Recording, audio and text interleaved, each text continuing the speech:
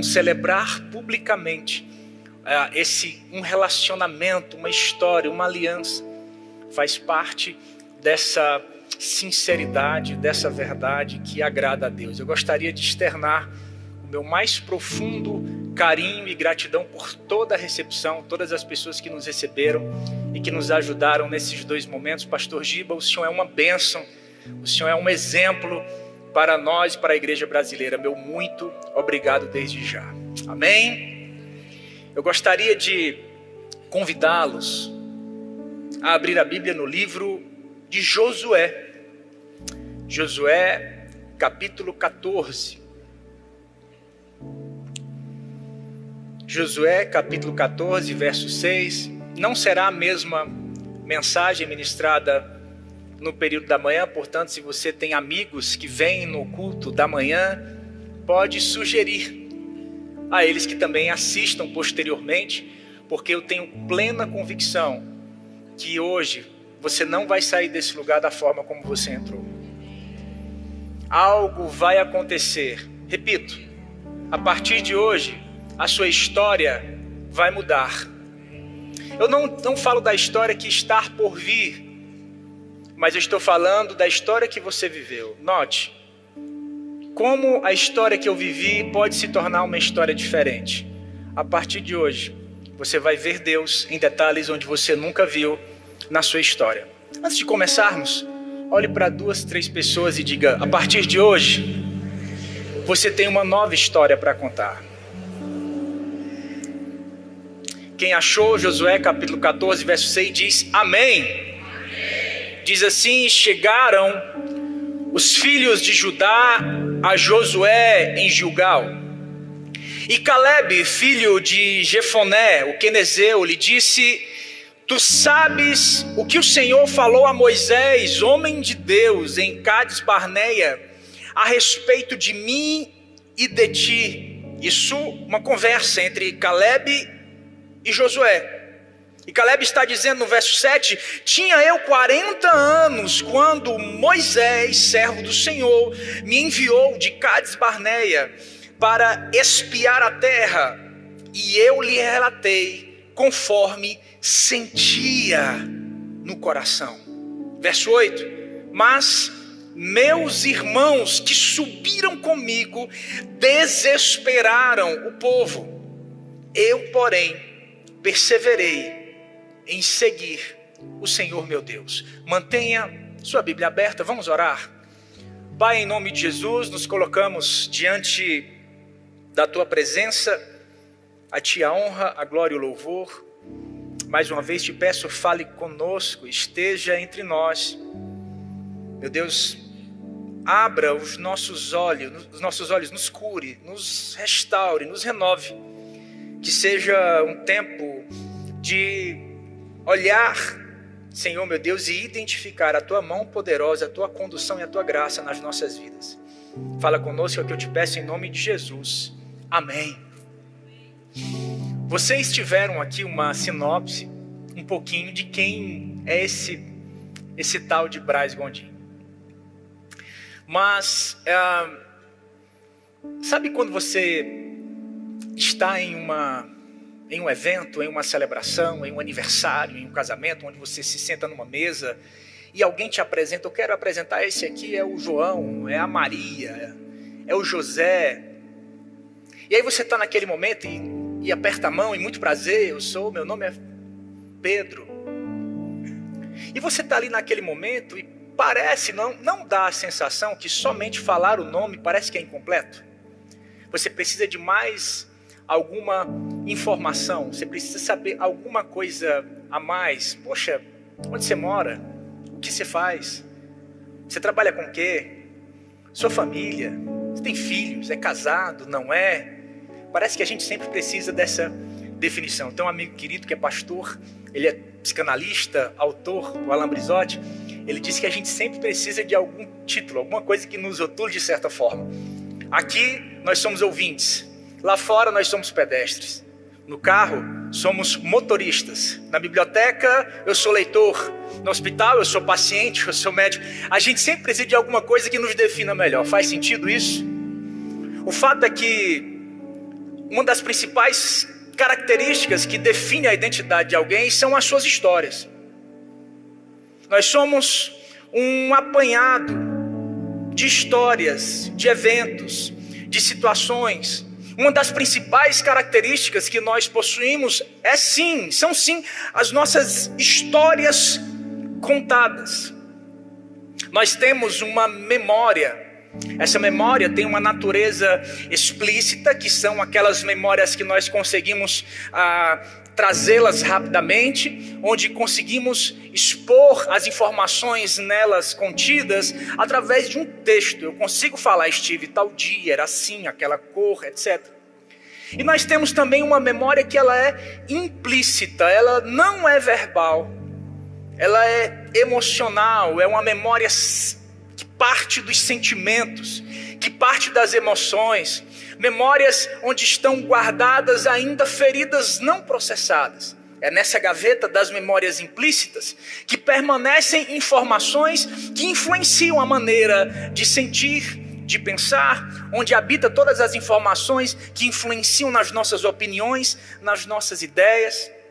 Então, temos uma memória e a partir daí temos também lembranças. Deixa eu fazer essa diferenciação entre memória e lembrança, porque, digamos, a memória é a informação crua, imparcial, mas as lembranças carregam o conteúdo emocional.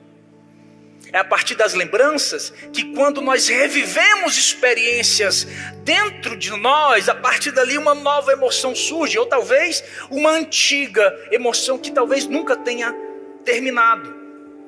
Então, temos a partir daí uma narrativa. Todos nós contamos a nossa própria história a partir de uma narrativa, de uma linha de desenvolvimento. E a forma como nós contamos essa história possui um profundo impacto na forma como a gente discerne a realidade, na forma como o nosso bem-estar se apresenta, na forma como a nossa identidade se configura. Um certo repórter chega a um senhor japonês, lá no Japão antigo, e de Japão eu entendo um pouquinho. Minha esposa está ali, filha de japonês, lá na minha casa, pastor Giba, só lá você vai ver no mesmo dia cuscuz e sushi, na mesma mesa. E perguntaram a esse senhor japonês como foi perder a guerra. Como foi passar por aquilo? Como foi passar por aquela tragédia, aquela catástrofe, ver bombas explodirem, enfim. Aquele senhor japonês olha para aquele repórter e diz: olhe ao seu redor. Nós somos referência em tecnologia. Nós somos referência em ensino. Nós somos referência em qualidade de vida. Olhe ao seu redor. Quem disse que nós perdemos a guerra? Olhe para 2, 3 pessoas e diga: quem disse que na tua história é uma história de derrota? Olhe nos olhos dela e diga: quem disse que você perdeu a guerra? Quem disse? Olha onde você está hoje. Quem disse que você perdeu a guerra? A linguagem como narrativa, a linguagem como um recurso para falar acerca de si, é uma importante ferramenta para essa sensação de bem-estar e de qualidade das nossas emoções.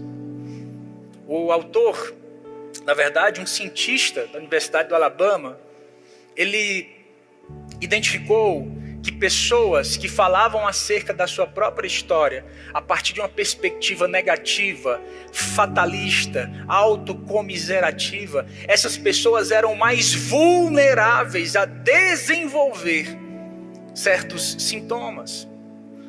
Ao contrário, as pessoas que eram mais positivas apresentavam melhores indicativos na qualidade de vida e na qualidade das suas emoções. O que eu quero dizer é que a forma como nós contamos a nossa história possui fundamental importância no que diz respeito a onde eu quero chegar, a vida que eu quero ter. A forma como nós contamos a nossa própria história, a linguagem que nós empregamos é fundamental na construção da minha realidade. Duas moças um dia chegam no meu consultório, pastores, duas irmãs com uma diferença ali de 1 ano e meio, 2 anos no máximo. As duas se apresentam na minha frente e uma começa a contar a sua vida, a sua dor, seus dilemas, seus problemas, todos os eventos, e foi narrando toda aquela experiência. Quando ela termina de falar a história dela, antes que eu diga qualquer coisa, a irmã levanta a mão e diz: eu posso falar algo rapidinho? Eu falei: claro, por favor. Ela disse: olha, eu quero dizer algo, eu também estive com ela, eu passei por isso que ela disse, eu estava do lado dela, eu passei por essa outra situação, eu também estive lá quando isso aconteceu, eu passei por essa situação da mesma forma, mas deixa eu falar algo para o senhor, doutor. Pois não, eu quero dizer que eu sou muito grata a Deus e a minha vida é uma vida abençoada. Duas histórias, os mesmos eventos, os mesmos locais, as mesmas situações, porém duas perspectivas diferentes. Como você tem contado as suas histórias? Como você olha para a sua própria história e vê nessa linha do tempo? Onde você identifica a sua identidade? Quem você é? Qual que é o ponto? As nossas palavras têm o poder de construir ou destruir o nosso mundo interior. Eu estive falando aqui hoje de manhã, em Provérbios vai dizer que do fruto dos lábios se alimenta o coração. Nossa forma de sentir e de viver a vida faz parte daquilo que nós nos alimentamos a partir daquilo que falamos.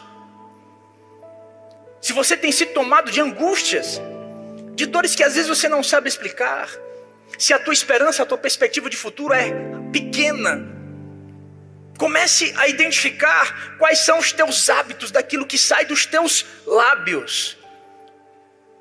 Qual tem sido a história que você tem contado? Qual tem sido a história que você tem falado? O autor Daniel Kahneman, ele diz, eu tenho uma frase de Daniel Kahneman que é extraordinária. Ele vai dizer que você não é o que aconteceu com você. Você é a história que você escolhe contar. Nós podemos escolher a forma de contar a nossa própria história. Eu posso dizer fui abandonado, eu posso dizer foi livramento. Eu posso dizer a porta fechou, mas eu posso dizer Deus tinha algo melhor para mim. Eu posso dizer deu tudo errado, mas eu posso também dizer porque Deus tinha algo maior sendo desenhado. Ah, se você pudesse entender a natureza do que eu estou querendo te dizer aqui hoje. Deus tem algo diferente, a caneta de Deus escreve diferente da nossa. Você não é o que aconteceu com você, você é a história que você escolhe, eu escolho contar. Ninguém tem o direito, ninguém tem o poder de arrancar isso de mim. Eu sou capaz de contar uma história onde eu vejo Deus sendo fiel, corrigindo, lapidando, me tratando, me guardando. É a forma como eu escolho contar as minhas histórias. Você não é um projeto que deu errado, você não é fruto de um método anticonceptivo que deu errado, você não foi fruto de um acidente, de uma paixão irresponsável dos seus pais. Deus tem algo precioso com a tua vida.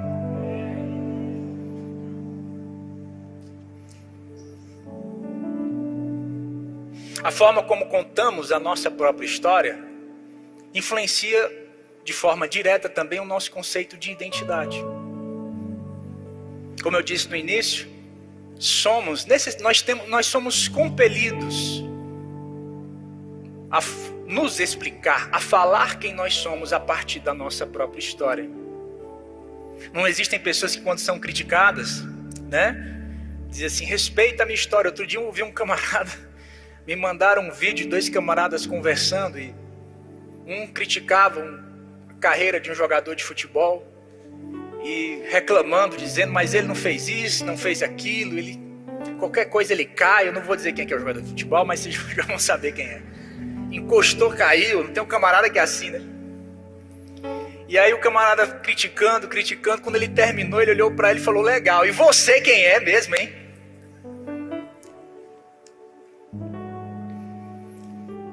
A nossa forma de contar a nossa própria história é a liga, é o que constrói esse conceito individual, esse ponto daquilo que nós entendemos por identidade.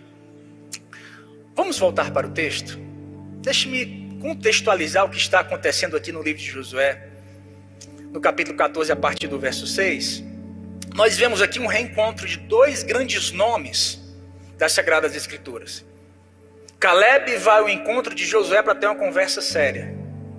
Caleb vai até Josué para contar a ele a sua história. Caleb vai até o encontro de Josué para recontar a sua própria história. E hoje você vai entender de uma forma muito mais precisa o que acontece com pessoas que escolhem contar mais uma vez a sua própria história. Hoje você vai entender a mentalidade, o que acontece, o princípio de quem escolheu recontar a sua história a partir de novas perspectivas. Se você está aqui hoje, levante sua mão direita e diga: a partir de hoje, eu tenho uma nova história para contar. Aqui o que está acontecendo é que Caleb está contando novamente a sua história acerca de uma promessa que Deus havia feito. Deus prometeu algo a Caleb, e essa reunião, o objetivo dessa conversa era acerca disso, algo que estava no futuro de Caleb de forma irremediável. Porque quando Deus promete algo, acredite, não importa o que aconteça, somente Deus tem poder de concluir aquilo que Ele mesmo começou. E aqui nós estamos vendo essa conversa, essa nostalgia. Nós estamos vendo aqui a experiência do fruto dessa lembrança. É como se Caleb estivesse dizendo para Josué: lembra quando Moisés nos mandou espiar a terra? E nós tínhamos ali um grupo de pessoas que foram conosco. Lembra quando a gente ouviu eles dizerem que eles pareciam gigantes e nós éramos como gafanhotos? Nós voltamos com as uvas, nós voltamos com os frutos da terra. Ele está lembrando desse período da vida em que eles foram ali enviados numa missão de trazer um relatório. No verso 6, olha aqui que interessante. Caleb vai dizer: tu sabes o que o Senhor falou a Moisés, homem de Deus, em Cades Barneia, a respeito de mim, Caleb, e de você, Josué. Caleb não foi influenciado por perspectivas de ambiente. Caleb não foi influenciado pela opinião de outras pessoas. Caleb mostrou aqui algo muito importante. Caleb teve autonomia emocional, teve essa experiência de conter as suas emoções. Caleb aqui está recontando uma história em busca de um objetivo. Todos temos promessas, todos cremos em algo, nós carregamos um propósito, mas a forma como nós falamos acerca dessas coisas diluem a nossa fé, diluem a nossa esperança. Eu disse aqui nessa manhã que a nossa fé, aquilo que nós acreditamos, nossas crenças são experiências auditivas. Nossa fé aumenta a partir daquilo que nós abrimos o nosso coração, atentamos os nossos ouvidos, porque a fé vem de ouvir. A fé vem do ouvir a palavra. Faz sentido isso? Pastor Giba, eu vou usar aqui sua expressão. Vocês estão gostando?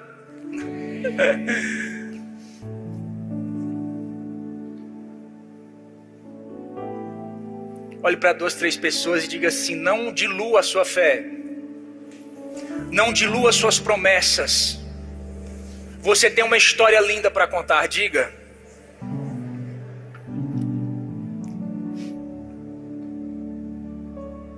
No verso 7 ele vai dizer: tinha eu 40 anos. Mas essa conversa acontece quando Caleb tinha aproximadamente 80 e poucos anos.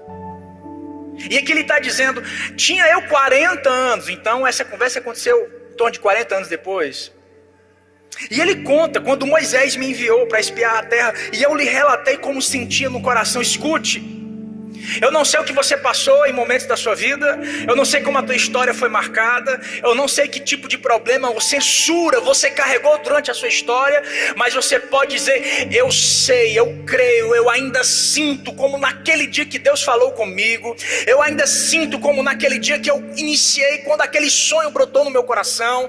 Eu ainda sinto como naquele dia que eu chegava mais cedo para orar, para dobrar os meus joelhos. Eu ainda sinto como se eu fosse aquele menino cheio de sonhos, cheio de vontades, como naquele dia que eu saí da casa dos meus pais. Eu ainda tenho guardado no meu coração, eu ainda trago esses relatos de forma viva. Parece que foi ontem.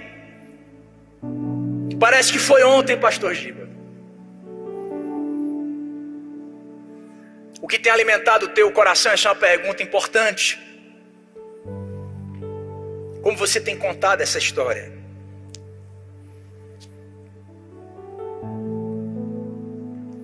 O seu momento vai se relacionar com o seu nível de fé. Você tem fé para coisas grandes? Então também encare grandes adversidades. Você tem fé para coisas grandes? Então encare a partir de novas perspectivas.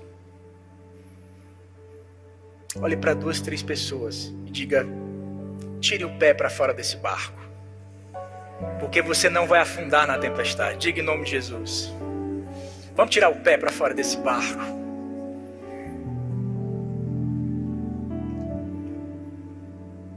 No verso 8, vocês lembram dessa história, amém? Eles indo espiar a terra, eles voltando com relatórios. No verso 8, ele diz: mas meus irmãos, ou seja, os outros 10. Mas meus irmãos que subiram comigo desesperaram o povo. Os irmãos que foram comigo trouxeram narrativas negativas, fatalistas. Trouxeram desespero para aqueles que ouviam. Muitas vezes, feridas emocionais profundas não necessariamente surgem por causa de algo que aconteceu com a pessoa. O fato de testemunhar tragédias para alguns é suficiente para marcá-las profundamente. Aqueles homens que vieram com aquele diagnóstico, lá eles são gigantes e nós somos gafanhotos. Note que relatório fatalista. E o que Caleb está dizendo é que aqueles outros que vieram com esse relatório feriram a identidade dos que ficaram. Se você tem algo para viver na sua vida, se você está à espera de uma promessa, se você está vivendo algo que vai além da tua dor, se o teu caminho está te levando a uma rota, a uma vida além de uma dor, escute. Cuidado com o desespero que vem de fora. Cuidado com dar o ouvido a pessoas que trazem relatórios negativos. E se é você, se é aquele que traz esse relatório fatalista negativo, a partir de hoje você tem uma nova história para contar. E o que Caleb está dizendo é que, olha, aqueles desesperaram as pessoas. E o que eu quero hoje é dizer para você, em nome de Jesus: se você tem uma nova história para contar, se afaste, não dê ouvidos a quem gera desespero. Quem conta tragédias gera a falta de esperança nos outros. Quando eu era garoto, tinha um livro do Orlando Boyer chamado Heróis da Fé. Quem já leu esse livro, Heróis da Fé, de Orlando Boyer? Se não leu, leia. Conta a história dos grandes avivalistas da história da igreja. Como aqueles homens se debruçavam em oração. Os seus testemunhos, as suas histórias, aquilo me impactava. E eu lembro que quando eu li aquele livro, aquilo mexia no meu coração. E eu dizia: eu preciso ler esse livro pelo menos uma vez por ano, para eu lembrar que eu não sou crente, porque eu quero viver as experiências que esses homens viveram. Quando você escuta um testemunho de alguém, quando você se nutre de testemunhos. Isso é muito mais do que apenas ouvir meras histórias. É se introduzir num contexto de experiências extraordinárias. Amém? Quantos aqui querem viver experiências extraordinárias? Levante sua mão e diga: eu quero. Queridos, o desfecho dessa história é extraordinário. Porque o fim disso tudo é porque Caleb queria a sua promessa. Caleb queria a sua bênção.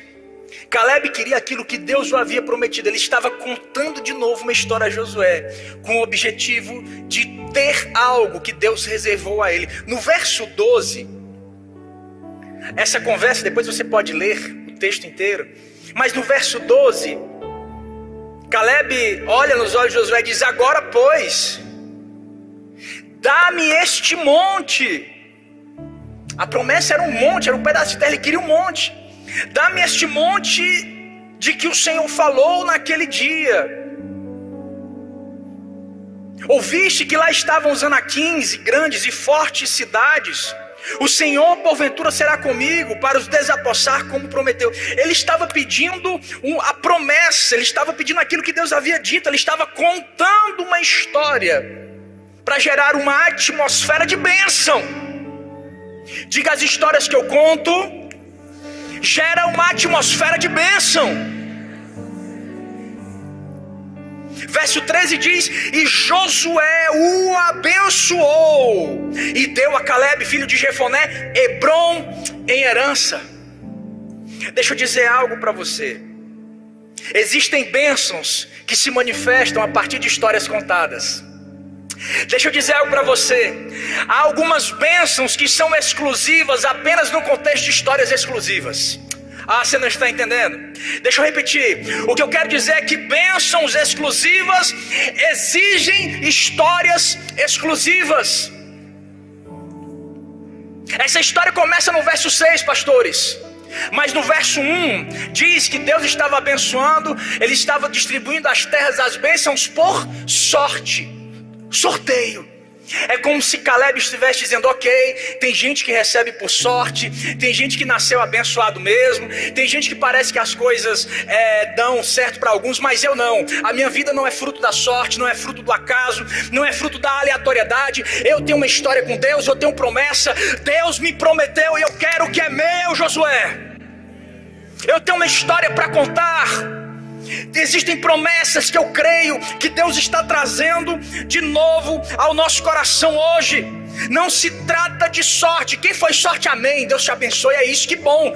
Comigo as coisas realmente não foram mais fáceis, porque Deus tem promessa na minha vida. E é a forma como eu conto a minha história, é a forma como eu decido, como eu escolho contar as minhas histórias. Muito obrigado, bênção Josué, quem foi abençoado por sorte. Eu não sou da turma da sorte. Eu não sou da turma da sorte, eu não sou da turma da aleatoriedade, não. Eu sou aquele que carrega promessas dentro do coração. Olhe para 2, 3 pessoas e diga: a tua história não é fruto de sorte, não são coisas aleatórias. Olhe para ele: você não é da turma da sorte.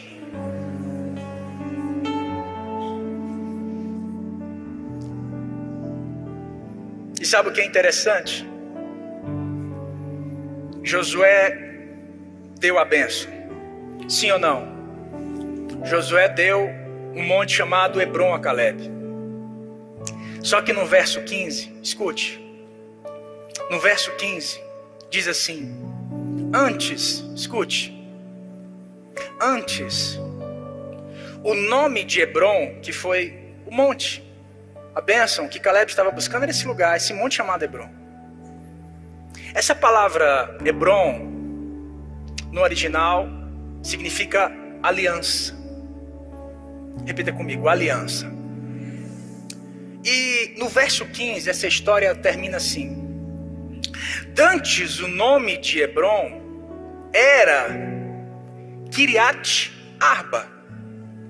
Este Arba foi o maior homem entre os anaquins. Preste muita atenção. Caleb chegou contando a sua história, amém? E o que a Bíblia está dizendo, escute, é que antes o nome era nome de gigante, mas agora é nome de promessa. Antes tinha nome de problema, mas agora tem nome de fidelidade de Deus. Antes tinha nome de impossibilidade, mas agora tem nome de milagre. Antes era o nome dado, olha, o nome é Arba, é o nome de um gigante, é o nome de problema, é o nome de impossibilidade. Mas agora o nome que eu escolho dar é Hebron, fidelidade de Deus, aliança.